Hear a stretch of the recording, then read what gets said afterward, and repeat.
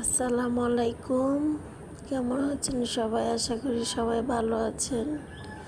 আপনাদের দোয়া আল্লাহর রহমতে আমরা অনেক ভালো আছি। দেখেন তো কোথায় চলে আসছি। মাশাআল্লাহ মাশাআল্লাহ মাশাআল্লাহ।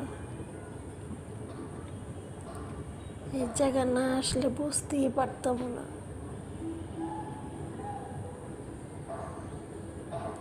এত সুন্দর সুন্দর জায়গা আছে। মাশাআল্লাহ মাশাআল্লাহ। এটা হলো ছাদের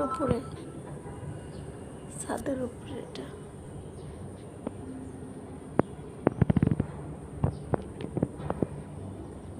বলেন তো এটা কয়তলা ছাদ?